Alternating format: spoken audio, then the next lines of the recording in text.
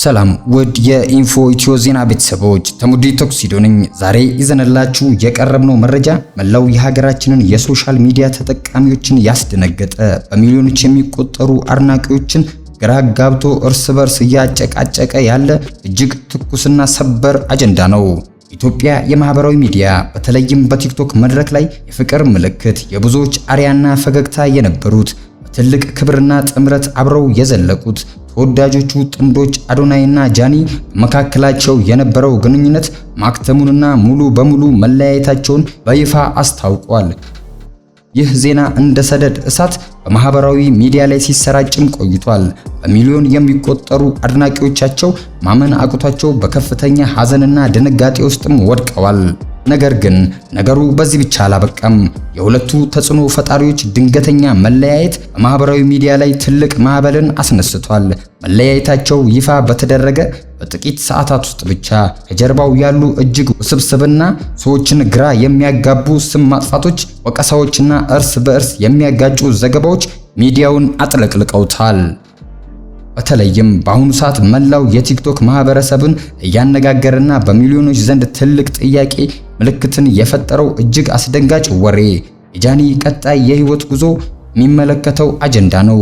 በርካታ የሚዲያ ገጾችና የውስጥ አዋቂነን ባዮች የያዙት ወሬ ጃኒ ከአዶናይ ጋር የነበራትን ትዳርና ፍቅር እንደቋጨች በቀጥታ ወደ ቀድሞ ፍቅረኛዋ ወደ ጆን ዳንኤል ተመለሰች የሚል ከባድን ዘገባ ነው። ይህ ወሬ እንደወጣ የጆን ዳንኤል የአዶናይና የጃኒ አድናቂዎች ማህበራዊ ሚዲያውን በሁለት ጎራ ከፍለውታል። ለመሆኑ በዚህ በሰዓታት ውስጥ ብቻ በወጣው መረጃ ጀርባ ያለው እውነት ምንድነው? ጃኒ ለአዶናይ የነበራት የዓመታት ፍቅር በድንገት አቁማ ወደ ቀድሞ ፍቅረኛዋ ወደ ጆን ዳንኤል ለመመለስ ያስገደዳትስ ሚስጥር ምን ይሆን? ወይስ ሌላ ስውር ሴራና ተወሳሰበ የድራማ ክስተት ነው? ሁለቱ ጥንዶች የመለያየታቸው እውነተኛ ምክንያት ደብቀው ያስተላለፉት መልእክቶችስ ምን ያሳያሉ? ይህንን በተመለከተ ታዲያ ኢንፎ ኢትዮ ዜና ይህንን ጉዳይ ተከታትሎ መሬት ላይ ያለውን እውነታና ማህበራዊ ሚዲያውን ያናወጠ ያለውን ትክክለኛ ሚስጥር በጥልቀት አጣርቶታል። ይህ ታሪክ ለእያንዳንዶች ትምህርት፣ ለሌሎች ደግሞ ትልቅ መደናገጥን የፈጠረ የህይወት ክስተት ነው። ለመሆኑ ጃኒና ጆን ዳንኤል በአሁኑ ሰዓት የት ነው ያሉት? አዶናይስ ምን እያለ ነው? ሁሉንም ግራ የሚያጋቡ ጥያቄዎች የመለስንበት እውነታውን በጥልቀት ያወጣንበትና መጋረጃውን የገፈፍንበትን ሙሉ ዝርዝር ዜና አሁን እናቀርብላችኋለን። ይህ እጅግ አነጋጋሪ መረጃ ለሁሉም እንዲደርስ ቪዲዮውን አሁኑኑ ላይክ፣ ሼር እና ሰብስክራይብ በማድረግ አብራችሁን ሆኑ። አሁን በቀጥታ ወደ ሙሉ ዝርዝር ዜናውና ለተደበቀው እውነት እንሻገራለን። እስከዛ ድረስ አብራችሁን ቆዩ።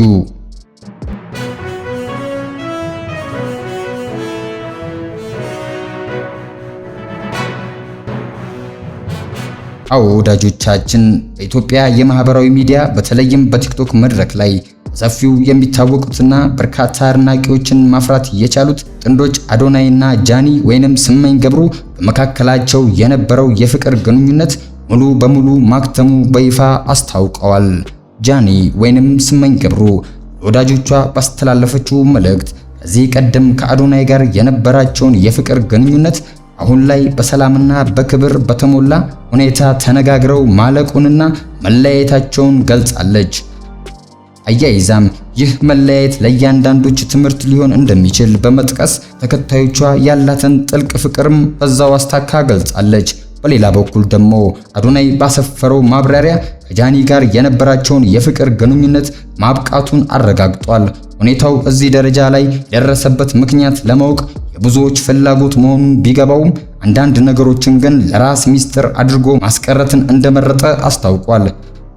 ሕይወት እንዲህ አይነት ድንገተኛ አጋጣሚዎች እንደሚገጥሟት ጠቀሰው አዶናይ ሁለቱም የየራሳቸውን መንገድ መምረጣቸውን ገልጿል። በስተመጨረሻም አድናቂዎቻቸው ወደማይጠቅም የጎንዮሽ ወቀሳ ከመግባት ይልቅ አሁን ላይ ያለውን እውነታ ተረድተው እንዲቀበሉና ይህም ለሁሉም ሰላም እንደሚበጅ መልእክቱን አስተላልፏል። ተመልካቾቻችን፣ ይህ የሁለቱ ተወዳጅ የቲክቶከር ባለሙያዎች ድንገተኛ መለያየት በአሁኑ ሰዓት በማህበራዊ ሚዲያ ተጠቃሚዎች ዘንድ ከፍተኛ መነጋገሪያና መደናገጥን ፈጥሯል። ይህን ተከትሎ በርካታ የሶሻል ሚዲያ ገጾች ስለ እነሱ የተሳሳቱ ዘገባዎችን እየሰሩ ይገኛሉ። ከነዚህ ዘገባዎች መካከል ዋነኛውና የብዙዎችን ትኩረት የሳበው ጃኒ ከአዶናይ ጋር ከተለያየች በኋላ ወደ ቀድሞ ፍቅረኛዋ ወደ ጆን ዳንኤል ተመለሰች የሚለው ወሬ ነበር። ጆን ዳንኤል እና ጃኒ ከዚህ ቀደም የነበራቸው የፍቅር ግንኙነትን ተከትሎ በርካታ ገጾች ይህንን አጋጣሚ ለራሱ መጮሂያና እይታ መሰብሰቢያ እያደረጉትም ይገኛሉ። ነገር ግን የኛ ሚዲያ ኢንፎ ኢትዮ ዜና እውነታውን በጥልቀት ባረጋገጠው መሰረት ጃኒ ወደ ቀድሞ ፍቅረኛዋ ለጆን ዳንኤል ተመለሰች የሚባለው ወሬ ሁሉም ፍጹም ከእውነት የራቀና ውሸት መሆኑን አረጋግጠናል። ይህ ወሬ በማህበራዊ ሚዲያ ላይ ተመልካችን ለማስገረም የተፈበረከ እንጂ መሬት ላይ ያለ እውነት አይደለም። እንደ እውነቱ ከሆነ ጥንዶቹ አዶናይና ጃኒ ወይንም ስመኝ ገብሩ የመለያየታቸውን እውነተኛ መንስኤ እስካሁን ድረስ ሁለቱም በይፋ ለማህበረሰቡ አልገለጹም። አንዳንድ ነገሮችን ለራስ የግል ህይወት ማስቀረት የፈለጉ ሲሆን ጊዜውና ሰዓቱ ሲደርስ ግን እውነተኛውን ምክንያት ለህዝብ ይፋ እንደሚያደርጉና እንደሚያሳውቁ በግልጽ ተናግረዋል። ስለዚህ ከተለያዩ ወሬዎችና ግምቶች በመውጣት ሁለቱም የራሳቸውን ማብራሪያ እስከሚሰጡ ድረስ በትዕግስት መጠባበቁ ይመረጣል። ውድ የኢንፎ ኢትዮ ዜና ቤተሰቦች በማህበራዊ ሚዲያ ላይ የምናያቸው የጥንዶች ፍቅርና መለያየት ሁልጊዜም አነጋጋሪ መሆናቸው አይቀርም። ነገር ግን ከእውነታው የራቁ ወሬዎችን ከማናፈስ ይልቅ የግል ነፃነታቸውን ማክበሩ የሁላችንም ድርሻ ሊሆን ይገባል። እናንተስ ተወዳጆቹ ጥንዶች አዶናይና ጃኒ በመለያየታቸው ምን ተሰማችሁ? ወደ ቀድሞ ፍቅረኛዋ ጆን ዳንኤል ተመለሰች የሚለው ወሬ ዙሪያስ ያላችሁ አስተያየት ምንድነው? ሐሳባችሁን በኮሜንት አጋሩን። ቪዲዮው ለሌሎች እንዲደርስ ላይክ እና ሼር ማድረጋችሁን በፍጹም አትርሱ። ይህ ኢንፎ ኢትዮ ነው፣ ሁሌም የእውነተኛ መረጃ መገኛ። ሰላም ቆዩ።